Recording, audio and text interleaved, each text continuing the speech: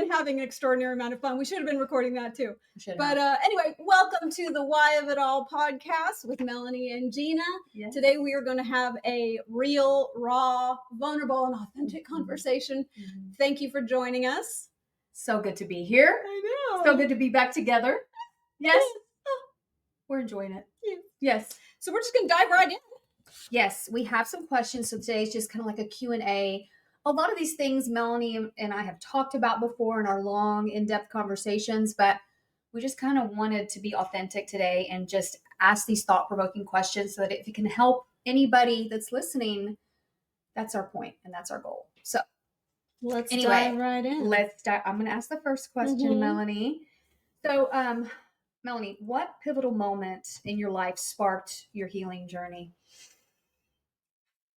I think for me, it's really hard to even pinpoint something that started my healing journey, because I think, like a lot of people out there, if I think about it, there have been incredible traumas and struggles and things all the way back. Yeah. And I've been somebody who has been a healer and had that healer mindset since very early on. That was my career. Yeah. So pivotal moment, I would have to say the earliest one that started me down the road of I don't like feeling like this. I know I can heal. I know I can do something different would probably be it would probably be when I had an experience dealing with some health challenges when I was in my teens and early 20s. And I had seen all of these different doctors. I'd seen specialists. We had spent a ton of money trying to figure out what was going on. So you were having physical gut health pain and stuff. Sick all the time, digestive disorder, all kinds of problems as a young adult. And out of desperation, when nothing else worked, none of the medications worked, none of the specialists could help me. Out of desperation, I went to see an acupuncturist. And I thought, this is my last resort, right? The most natural, oldest medicine of all time. This is my last resort. Why not try? And I was literally cured overnight. And that was the moment that I realized that all of this this sickness, this illness that I had, it was far easier to heal than I imagined it was at the time. And that experience set me off on a journey of my whole life being fundamentally about the theme of healing. I, at the time, was, if you remember, I was going to be a dental hygienist. You were. Remember that? I was an assistant at the time. First met. And I was applying to UT San Antonio to see if I could get into their dental hygiene school. I had this experience. I was cured overnight. And I switched gears immediately and applied to acupuncture school instead. I remember. And that was the beginning of my journey as me being the healer. Now, it's a funny thing about that. You know, most people have probably heard the paradigm of healer, heal thyself. That's really also been the theme of my life. Sure. Healer, heal thyself. Having many, many different types of things throughout my life to work on and heal through. But I would have to say that experience, if we're picking one of like what was the pivotal moment, that was the moment when I realized that I could be a healer. And that I could take this healing experience that I just had that was profound, life-altering, and I could gift that. I could be a source of that inspiration and healing for others. And so that acupuncture visit, because overnight things felt better for you, you're like, oh my gosh, like I've touched on something. Wow, this is something I can do. Like that's what you were thinking, like during that time when after you saw the acupuncturist and you felt better. Was it at that moment that you were like, oh my God, I could do this? Do you remember? So in our introduction, you remember we were talking about that spark of purpose. Yes. We were talking about how you and we had this conversation and we could just feel the intensity of energy coming in saying, this is it. This is your purpose. This is what you're meant to do. Yes. I had the same feeling. Same feeling back then. Years ago. So it was probably one of the most pivotal moments of my life in terms of the healing journey. And in my case, the healing journey includes being a healer also. Both learning for myself being a healer for myself and to provide it for others. Oh, beautiful. What was yours? So I would say my pivotal moment, and we were not friends when I was 13 years old, but I would say my pivotal moment honestly was a little darker maybe than yours, possibly, maybe not. But I was sexually assaulted at 13. So I had no experience about sex. I didn't even know about sex. I was completely innocent and decided to sneak out with a girlfriend of mine. Like, I had some bad influences in my life at the time. And, at 13, you're so impressionable, right? So you kind of, I was impressionable. What do they call it? Peer pressure. And so I snuck out of my house when I was 13 years old and put myself in a position to be taken advantage of. And so after that happened, and we don't have to get into the gory details, maybe one day we will, but after being sexually assaulted, and what are the statistics? I think it's like 1 in 4 women in the US will be sexually assaulted at some point in their life. It's high. It's huge. I was too. We'll probably get to that. We'll probably get into that too. I don't remember what age, but 13 is very young. Yeah. And so that was basically my introduction to men, to sex, to all of those things. And I think when you're at such a young, impressionable time and you get your innocence stripped away, I think it just changes who you are at your core. I know it has. It has. It's completely affected all of my relationships, especially with men. Probably a little bit with my parents as well. I didn't even tell my parents for a whole year that I was sexually assaulted because I was in so much trouble from sneaking out. Yeah. When they found out I was in so much trouble. And also too, it's very true. Women who are sexually assaulted, and you can resonate with this, you feel a lot of guilt. You carry a lot of guilt. Even though you don't recognize it at that time, looking back, I felt so guilty. I felt it was my fault. And it's so crazy how your mind, you have that shift of, even though I was violated and I was treated like a piece of trash, it's still my fault. I took so much on as far as guilt, I guess. I resonate with that so much. And so I think that was where, even though I was unaware that was a pivotal, looking back, that is what shaped who I was and who I became through all those teenage years, early 20s, up and now into my late 40s. Yeah. So, So it's still an ongoing process, isn't it? And so when you look back at, we're talking about the pivotal moment that shaped or started your healing journey, it doesn't necessarily mean that you started healing right then. No. But when you trace back, as you're now in this intentional stage of your healing journey, and you are actively healing the wounded parts of yourself, that's where you trace it back. That's where I trace it back.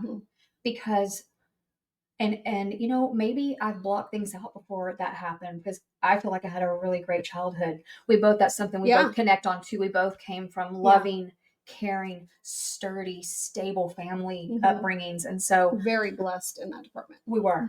And so anyway, when I think back, that's how that for me, that's the pivotal moment. Yeah. What you said about the guilt associated with that, I think that a lot of women are going to resonate with that. I do too. And probably men too. Yes. Let's not leave out the men. No. Because men are sexually assaulted too and raped. And I think we're learning as a society, we're starting to pick up on that more and more. So many people are going to resonate with that. Something that did not honestly, like, you know me. I have been somebody who's been going inward and doing the work. Oh yeah. For it feels like 20 years, maybe more. Couple decades. Right? Yeah. We're not getting any younger. We're getting older. It's like you peel these layers off, right? You have layers of awareness as you're going inward and you're doing the introspection. I did not even realize until, I'm gonna say, less than 2 years ago, probably more recent than that. I didn't even realize I was holding on to that guilt, and I had no idea how it was affecting me until very recently. And here's what I realized. In my case, my first stage of my sexual assault experience was denial. I had a crush on this guy. This was high school. I think I was 16. I had a crush on him. Mm-hmm. We didn't really know each other. I was crushing from a distance. Mm-hmm. And there was a camp out. I drank a bunch of Jack Daniels. That was the last time I drank Jack Daniels, by the way. And now I have the most the waft of whiskey goes past my nose at all whatsoever. It's like, bleh. And it's funny how smells will trigger memories, right? So, yeah. Anyway, I was unconscious. So when I woke up the next day and I started to get for lack of a better word, a feel for what was going on. I spent a very long time after that. I don't know how long, weeks, months, whatever, telling myself that, okay, it happened, but I had a crush on that guy, so I probably wanted it. That's what you told yourself. Yeah, you did not consent. And here's where it gets juicier as time goes on. In hindsight now, from my now perspective, I look back at my whole life, which has come to my attention more recently than not, that I've been operating in a state of continual fight or flight mode. Probably most of my adult life. Yes. Hello, fight or flight, friends. Fight or flight. Nervous system dysregulation is something that most people who have dealt with significant trauma in their life are dealing with, whether they realize they're dealing with it or not. Absolutely. And I've learned very recently how significant that is when you have nervous system dysregulation. And there was a phrase that I would say to myself, and I don't say it anymore, and that's important. You got to stop telling yourself the same story. But there was a phrase that I remember saying throughout most of my adult life. Just in your head or out loud? Out loud to anybody. What would you say? When you're stuck in survival mode, it permeates every aspect of your life. And for me, survival mode would translate into prepared. I'm a prepper like you wouldn't believe. Yes, you are. And I'm a prepper in terms of my oh shit closet upstairs that's filled with all kinds of things. And I'm a prepper in terms of I am over prepared for every single scenario, whether it's a vacation or it's driving somewhere, no matter what the scenario. Or our podcast. Although we didn't do our homework beforehand, and we should have. Learning every day. That over preparation always, the constant mind chatter, never turning off, thinking of every single possible scenario, every single possible outcome that could ever happen, and making sure I was prepared for every one of them. You know what the phrase is that I would say to myself or to anybody else who asked me about that? I don't ever want to get caught with my pants down. That's right. I remember this conversation. Well, what does that harken back to? What traumatic experience does that harken back to? And you were violated. And I did not put two and two together. I remember we had this conversation. That story. Because you didn't tell me this conversation. Maybe you thought it before. We didn't talk about this until about a year or 6 months ago. Yeah. I remember this conversation. And so when you talked about the guilt just now, it actually... while you were saying it, I was thinking a layer deeper on that because I already had my holy shit moment recently of connecting the I don't want to get caught with my pants down to that original trauma. Yeah. But what you said made me realize I don't want to get caught with my pants down is associated with guilt because it's my fault that I wasn't prepared and that I wasn't on the ball and I didn't have my high alert wits about. Yes. It's my fault that I wasn't on high alert enough. And to add to that, yours got caught with your pants down. What's so funny is during all these years and done lots of therapy with therapists over the sexual assault, it wasn't until this last therapist, maybe late last year, that I had a breakthrough about this, because talking about the reel that you play in your head about my fault, it's I got caught in my pants on, I'm guilty of this. This happened to me. It's my fault.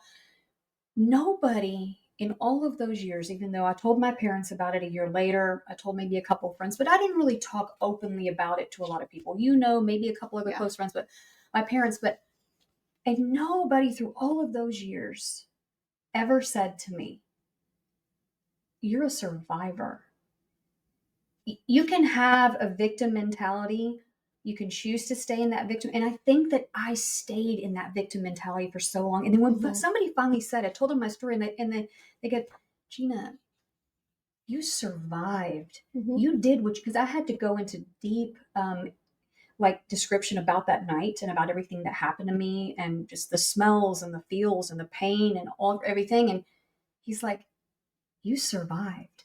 And it's like something went off in my head, like, oh yeah, I did that. I did what I had to do to survive. And when that changed in my head, when that clicked, like, no, I wasn't, I was doing what I had to do to survive in that moment so that I wouldn't die, so that I could come out of it, so that I could keep living. And once somebody kind of, I don't know why I never gave myself that permission to say, you know what, you're a survivor. You're not a victim. You're not, no. Yeah. And so just that verbiage changed for me. You're flipping the mindset 180 degrees. Yes. Yes. And it made such, and I cried. I mean, I feel like crying right now. I'm not going to, but I just remember having this. Don't challenge me. Don't tempt me with a good time, Gina. I just remember just like, like somebody finally said, yeah, for me, just changing that word to you're a victim to know you are a survivor, the strength and the fortitude that I thought, wow, yes, hello, I'm not a victim, I'm not a poor little measly thing that was on a wooden floor just being attacked. No, I got out of there. I got out of there. I actually survived. And let's take this, let's go a little layer higher with that. Yeah. Could you have gratitude for that version of you who did what she had to do and adopted whatever nervous system state she had to adopt in order to make sure that she did survive going forward? So like someone trapped in fight or flight, this is something that I was chewing on the other day. Okay, so there are problems associated with being trapped in fight or flight mode for 20, 30 years. There's a nervous system, everything starts breaking down after a while. However, that pattern of thought, that pattern of behavior, that pattern of the biofeedback associated with it comes from your mind, your soul, your body doing everything it can do to keep you safe going forward. Absolutely. And so looking back, we can say, okay, thank you, body. Thank you for the inner parts of me that stepped up to keep me safe all those years, the best way we knew how. That's at the time. The best way we knew how. I am in a different state of being now. I no longer need to be trapped in that state perpetually. So like these days when I feel my nervous system revving up about something it doesn't need to, I can go, thank you, nervous system. Thank you. Thank you for doing so good, keeping me safe all these years. Thank you for all of your hard work. Your services are no longer required. I'm good. I've got this going forward. I love and you can just feel that ramping up intensity go. You're able to finally take a deep breath. Yeah. And it's a process because the brain is wired for these reactions. Yes. And it's going to take time to redo that wiring. But we don't have to be like, oh shit, my heart rate's picking up. Oh shit, I'm going into anxiety. Should we be saying shit on this show? Yes. Are we okay with that? Yeah. All right. Maybe we can say I'll just mark it as explicit. It's our show. We can say all we want. Nobody's the boss of us. Hey, this is so funny. I have to say, we wrote down 10 questions that we were going to try to get through today. We're still on the first question, and we are 18 minutes in. Yeah. So anyway, this is so cute. We'll see how this goes. We'll see how this goes. Yeah. Okay. Should we move forward to question 2, Melanie? Okay. So looking back, what is something that you're proud of yourself for overcoming, even if it felt impossible at the time?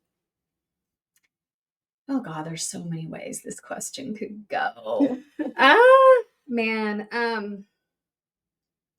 Looking back, what's something you're proud of yourself for overcoming, even if it felt impossible?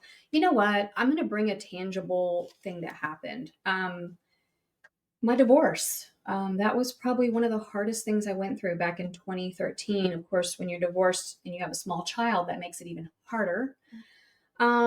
So when I think back about that time in my life, however many, 12 years ago, almost 12 years ago. God, has it been that long? I know. June of 2013, I was finally legally divorced. The last 2 years of my marriage, I was a stay-at-home mom. I was caring for 2 older stepsons, an infant. I was holding a house down. My husband worked full time, again, stay-at-home mom. And when I think back about what I had to overcome to get out of that marriage. Meaning I got out of it. He put me in an apartment. He didn't leave me destitute, I moved out, froze all of our accounts.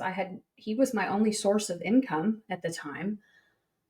I manage, and I'll tell the short version of this because I could talk about this for probably 20 minutes. But the fact that when I think back, the fact that I was able to get a job within a few months, start working, have my own apartment, get back on my feet.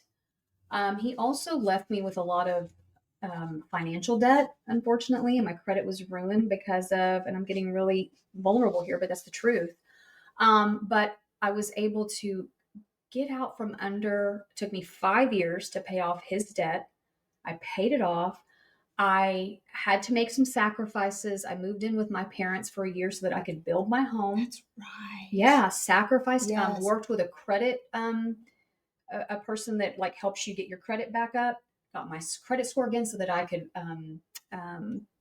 buy a house and qualify for a house. Got landed an amazing job later that year as an office manager for a dental practice.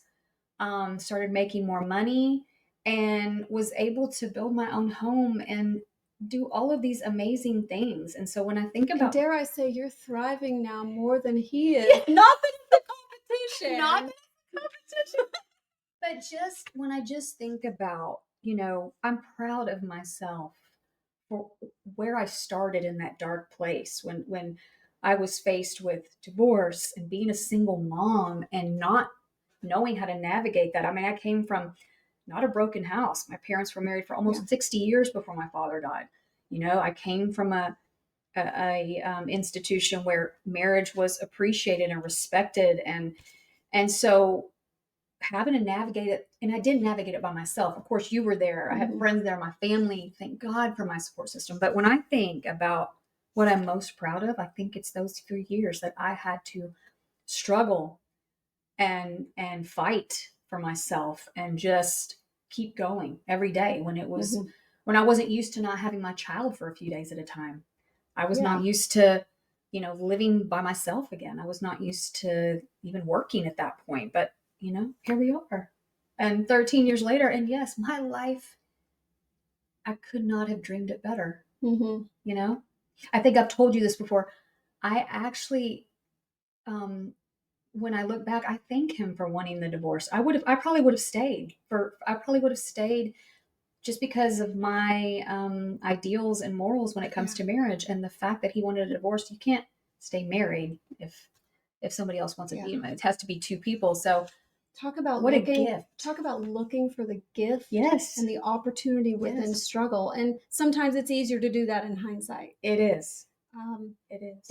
It's a challenge, but it's also possible to be looking for it in the moment as well. Yeah, that's kind of what this show is about. Is encouraging people to be in the midst of struggle and look for what is the gift, what is the opportunity, and it sucks.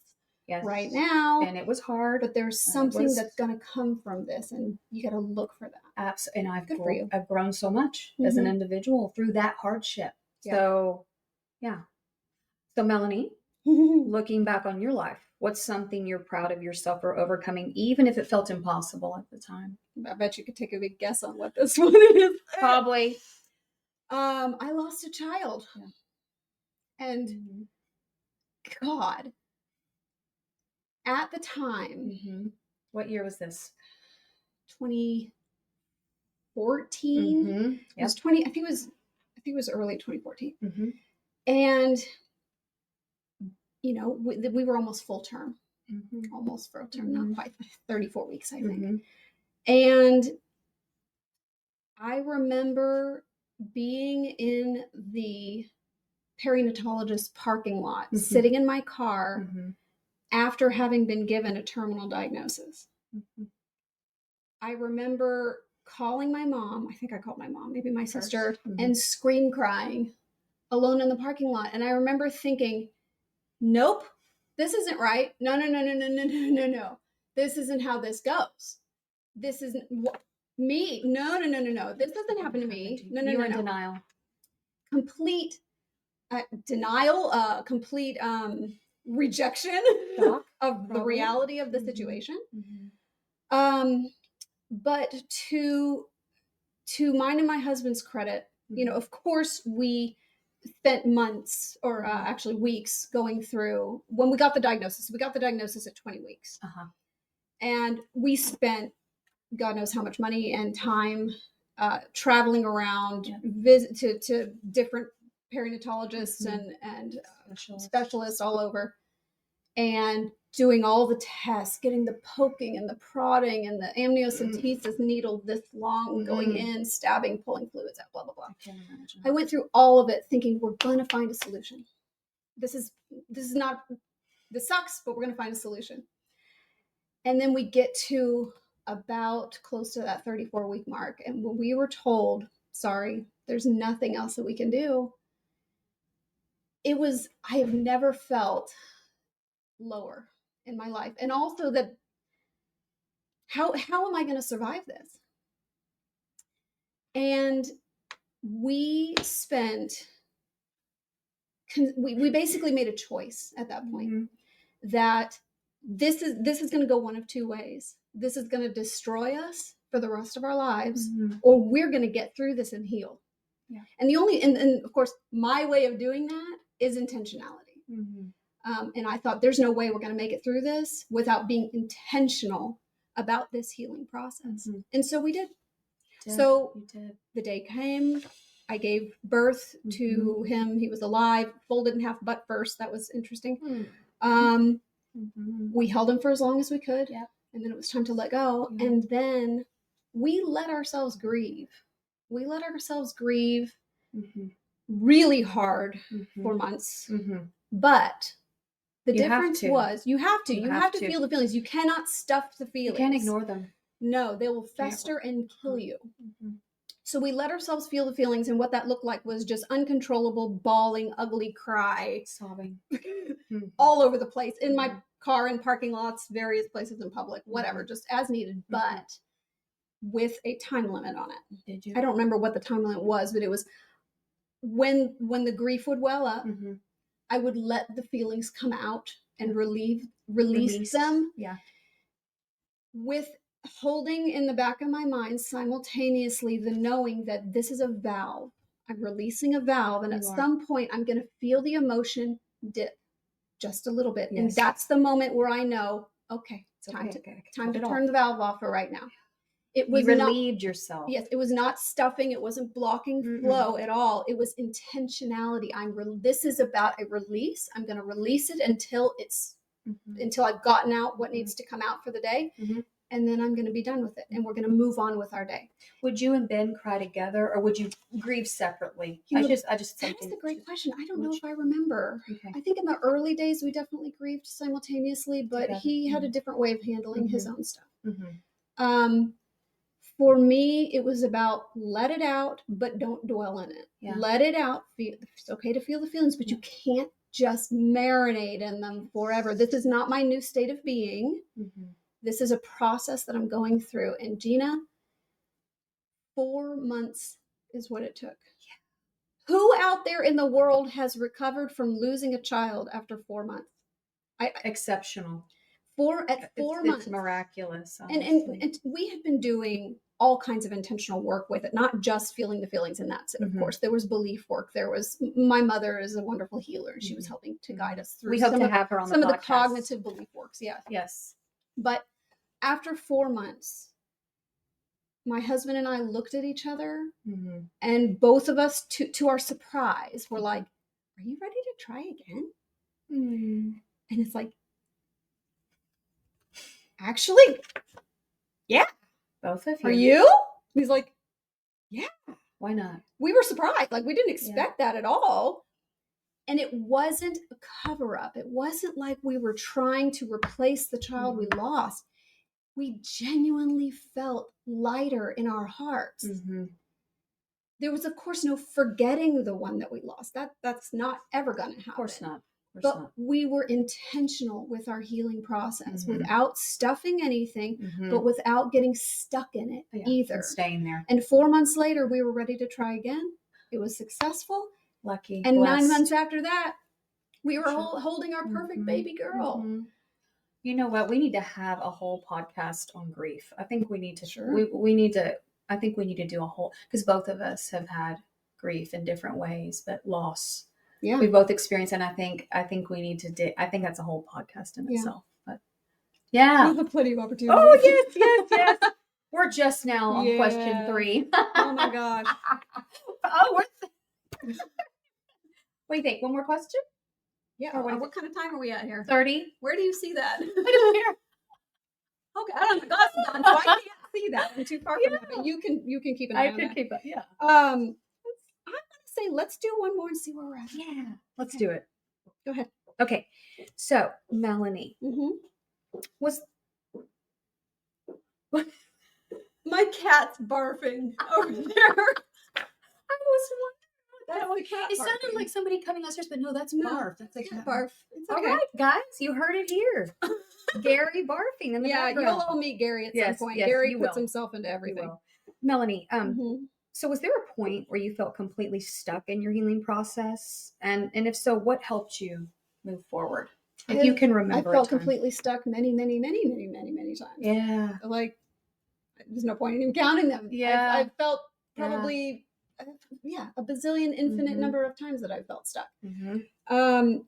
What helps me move forward is a core belief that this is a transient experience. Mm-hmm. Every moment is a transient experience. Every emotional wave is a transient experience. I refuse to give up. I refuse to surrender to the idea of being sick or being traumatized. I refuse to be a victim. And so it's okay to feel a low moment. It's okay to feel crushing disappointment when the 13,000th physical healer person that you've seen who promised you were going to get well and you didn't get the results you wanted after spending a crap ton of money. It's normal and natural to feel disappointed and let down and frustrated. Yeah.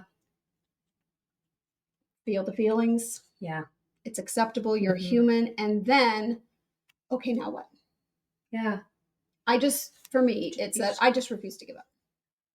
It's that resilience. Yeah. It's that resilience within you. And the resilience, talking about our previous comment about the thing that I was so proud of myself. That's what I got. That's one of the biggest lessons I learned out of that. If I can survive the loss of a child, I can survive absolutely anything. Absolutely. And to your point, bringing it, with yours, the whole subject of survival. You and I, and absolutely everyone out there listening to this show, has a 100% success rate for surviving everything that's come at them. Absolutely. If you're here listening to this show, you have survived everything that has come at you. So true. And we got to remember that we have a tendency to not give ourselves enough credit. Absolutely. For surviving what we've been through. And I think that's important. And I don't know why I needed permission from somebody else to say, yeah, you're a survivor. I don't know why that shifted things for me in my thought, rather than like laying down and just being the victim and letting that just define who I was. And I was already doing the work before that whole word survivor came into my life, not until last year, but just that shift of surviving, which is synonymous with resilience and keep moving forward. I think that's the theme. I think that's one of our driving factors for the podcast. I think that's our because we're just not going to lay down. We're just not going to give up. We're not going to, we continue to push ourselves. It's seeing yourself as being on that healing journey. It's a journey. Yeah. And it's not just gonna it's not like it's just gonna be a straight line and it's gonna get easier and easier and easier. Healing is not linear, and it doesn't matter if we're talking about physical body or emotional trauma or anything. Healing is not a linear experience. It is going to be up and down. Absolutely. For lots of different reasons. Sometimes like physical body reasons, for example, sometimes the physical healing process itself will literally include moments where, let's say, for example, your body gets to a point where it is capable, because you have been healing, of, let's say, detoxing some toxic substance that's been stored in your tissues. Well, your Mhm. body's like, finally, I've got the bandwidth to get rid of this Yeah. crap. Gets dumped into your bloodstream, and you feel like garbage. Yeah, For a I've few I've weeks. gone through Right. those cycles with you when you're doing a Right. And a detox. lot of people will be like, it's not working. I feel like crap. Yeah. And they'll stop at that Yeah. point. They'll When it gets stop too whatever they're hard. doing that is actually working for them. Yeah. They think that it's a problem. They think that they've Mhm. hit this roadblock. And it's actually part of the process. Mhm. So you just got to keep going. Yeah. Keep going. Yeah. Yeah. I love What would that. you say for you when you get stuck? What, or do you get stuck? yeah. And what helps you move forward if it's something different from what we talked about? I think, and we're probably not going to get to this question today, but it's what has helped me move forward, because I think I am in the same with you. I've gotten stuck many times, multiple times through this healing journey.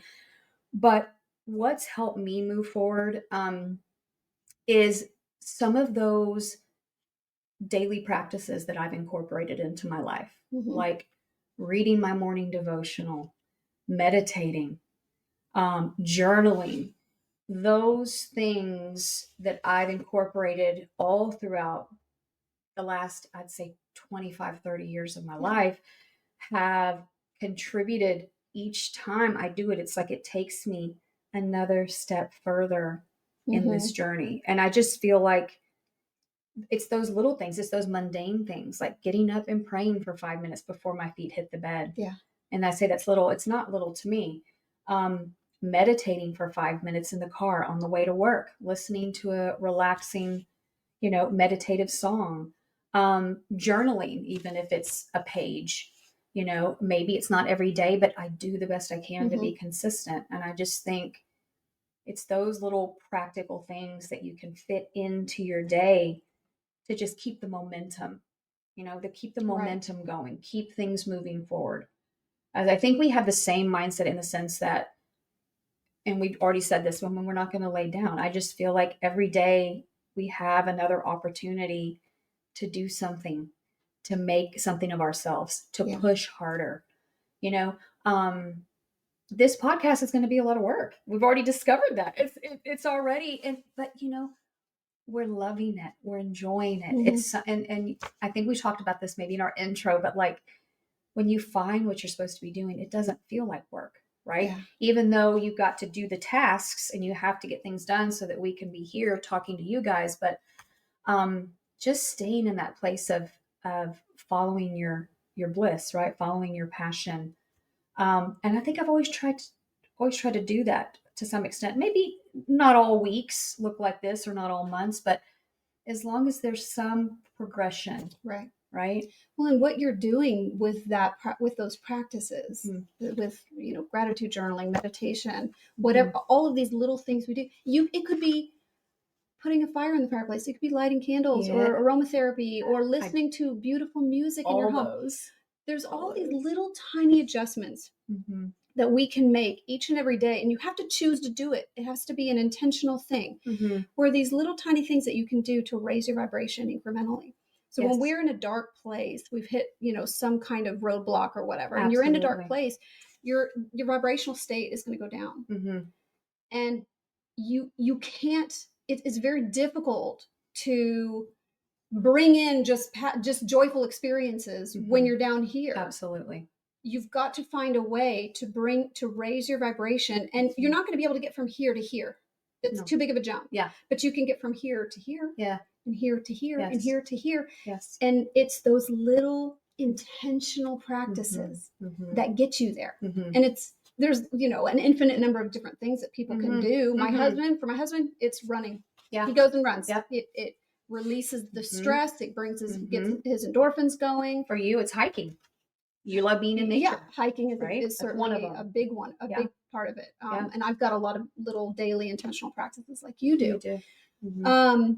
But that's a really big thing. And you brought up such a great point about when you do hit those roadblocks, or you do feel like you're struggling, or something has been a disappointment in your progress along the way. That you have to make the choice to do the intentional practices, whatever it is for you, and you do it. And wouldn't you know it, after you finished a meditation, you may not feel like $1 million, yeah, but you're going to feel better than you did before. And when this becomes a habit, a healthy habit, day after day after day, your vibration raises and raises and raises, and eventually you get to where you're going. Yeah, absolutely. And I think, just speaking of our podcast, like, we have always had in common our vibrational energy. Like, you and I have always had this, like, connected Like synchronicity. I guess is the best word for it. Yes. And that's, I think, is why we've been friends for so long. I think that's why we've never maybe had one knockdown, drag out fight. We may not always believe the same things or think the same things, but we always come together, and that's rare. I'm sorry. I think it's rare. And I think when you find it, you want to hold on to it. Like, I just love you. I just love you too. And this is so funny because we've only gotten to question 3 and we had 10, and we are at 40. So we're going to have a part 2. I think we have to do a part 2. We have to do a part 2 because there are too many. At this pace, there might be a part 3, because what did we get to? Number 3. Freaking 3? Yeah, we still have, So, but I think everything we've touched on today is going to help our viewers. Don't you think? I think that something that one of us said is going to resonate, and we want your feedback too. Like, yes, please. We want your feedback. We want to know what you thought of this podcast. We want to know what you think. We want to know what you want more of, what you want less of. It's funny because before we started filming today, I have to say this because it's funny because we watched the first one, the intro, and if you watched it, you can see how goofy we are really in real life. But we started we were both like, okay, this time I'm not going to be putting my tongue in the side of my cheek. And Melanie said, Gina, I'm not going to be repeating what you say after you every time. Okay. And so it's been great it's just been a learning experience. We are enjoying this learning experience. We are. Very, very much. And her husband got on stage. And we're not taking ourselves too seriously here. No, we're not. But it's funny because her husband got on to today because we didn't do our good enough prep work before this recording. And so we're just, we're learning. But it's fun. We're enjoying it. We're having so much fun. And we like being real. We like being our authentic selves. And we like just kind of sharing it all with you because we don't really have any filters or anything to hide around here. No, we don't. So there's going to be a part 2. There may even be a part 3. But we want to thank you so much for tuning in, listening to us. And please give us a 5-star review if you feel that this podcast has been worthy. Yes. Share your comments. Yes. We really would appreciate them. It's going to help us grow.